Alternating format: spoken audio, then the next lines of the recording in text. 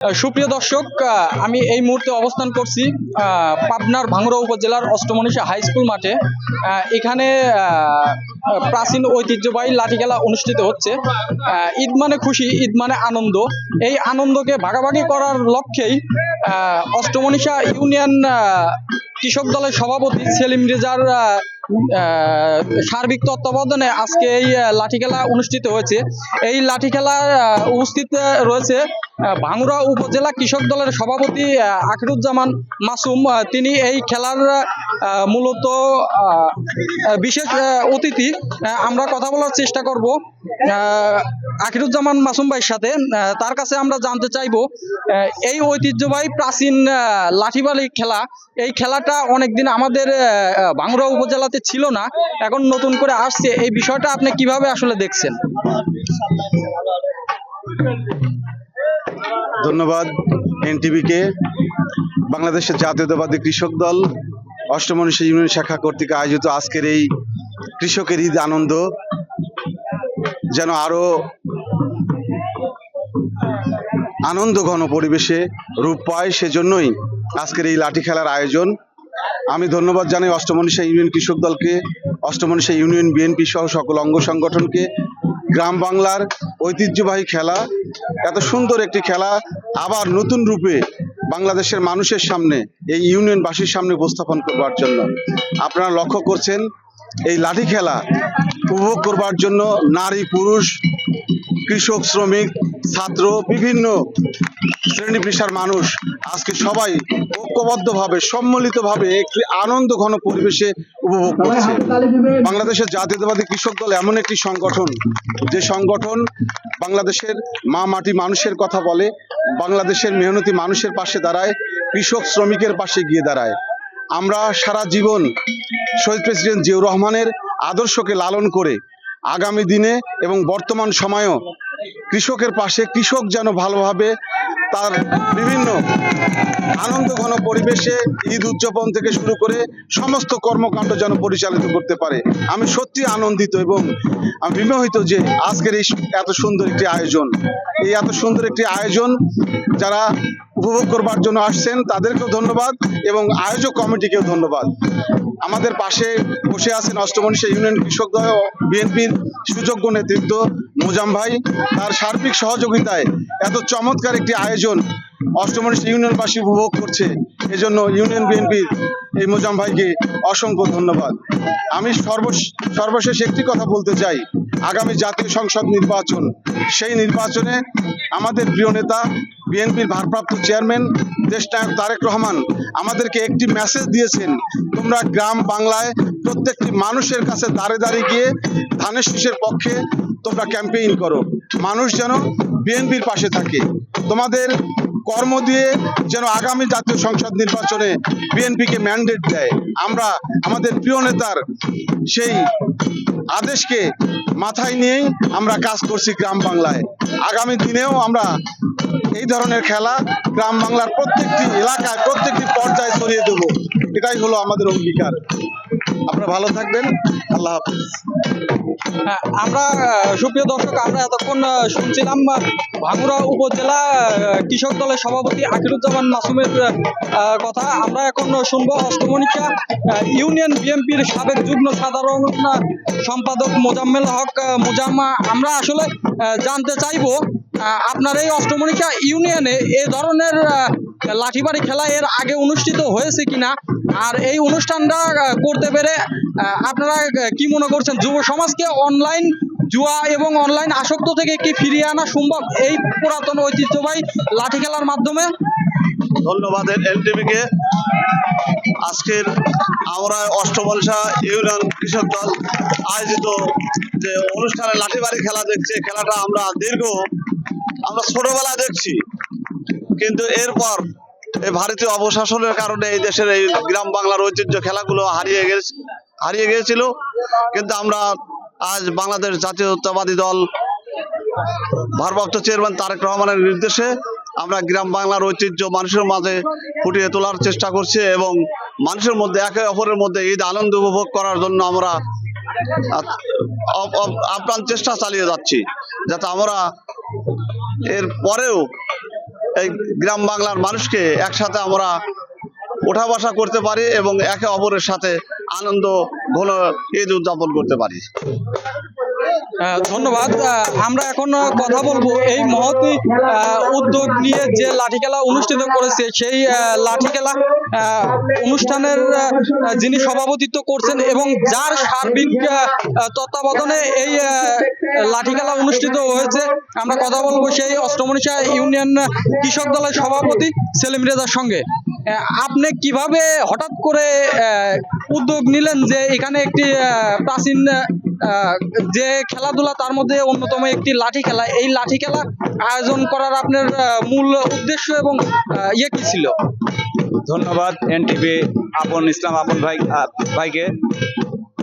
তো যাই হোক, ৬৮,০০০ গ্রাম বাংলার ঐতিহ্যবাহী এই লাঠি খেলা আমি বিভিন্ন জায়গায় ঘুরতে গেছি, যা আমি দেখছি এই লাঠি খেলা যা ইতিপূর্বে আমাদের অষ্টমনীশা ইউনিয়নে এই লাঠি খেলা হয় নাই।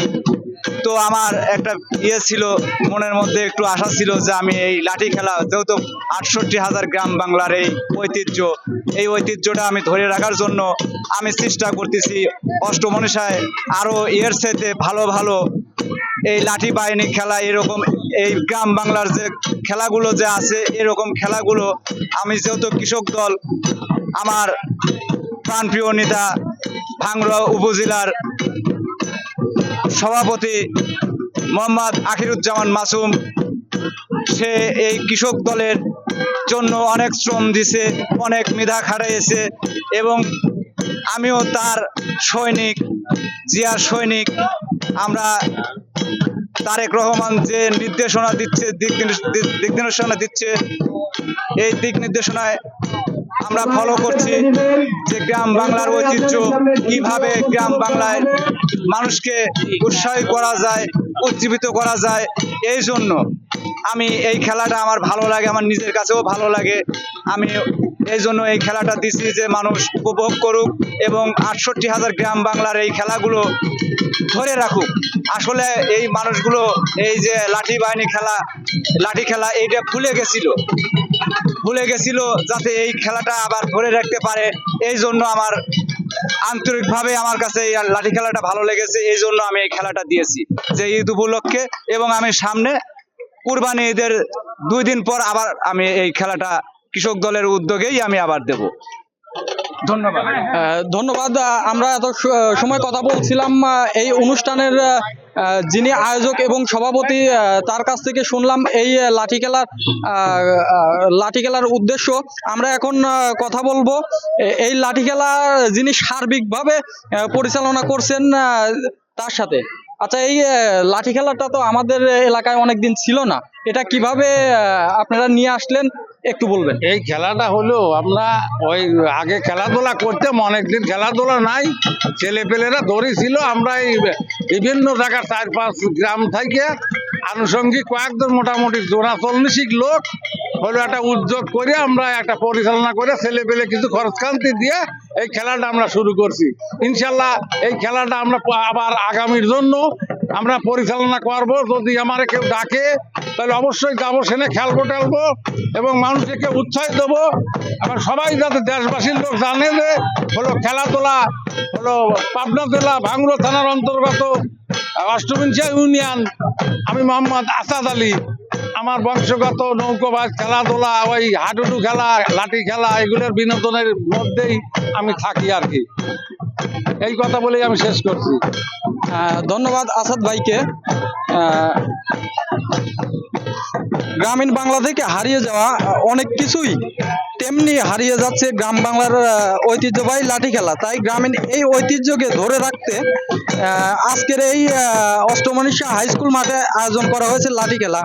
গ্রাম বাংলা থেকে হারিয়ে যাওয়া এই খেলাকে উপভোগ করতে ছুটে এসেছেন নানা বয়সের হাজারো মানুষ। এ সময় ঢাকঢোল আর বাঁশির সুরে এবং লাঠিয়ালদের নৃত্য কৌশলে মুখরিত হচ্ছে চারপাশ। দর্শনার্থীদের দাবি যে প্রতি বছর যদি এমন আয়োজন করা হয় তাহলে বর্তমান যুব সমাজ অনেকটাই মাদক ও অনলাইন থেকে বের হয়ে আসবে। লাঠিয়ালরা জানান এই খেলাটা আসলে মূলত ছিল যুদ্ধ কৌশল।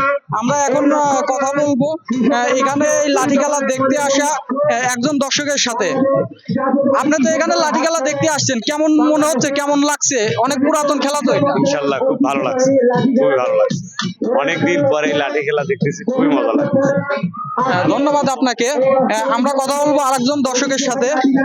এখানে লাঠি খেলা দেখতে এসে কেমন লাগছে? খুব ভালো লাগছে। এর আগে কখনো এই ধরনের খেলা দেখছেন? না দেখিনি, এবার দেখছি, কিন্তু খুব ভালো লাগছে। ধন্যবাদ। আমরা আরেকজন একজন ছোট্ট শিশুর সঙ্গে কথা বলবো। তুমি এখানে খেলা দেখতে আসছো, খেলাটা কেমন লাগছে? ভালো। এর আগে কখনো এই ধরনের খেলা দেখছো? দেখোনি?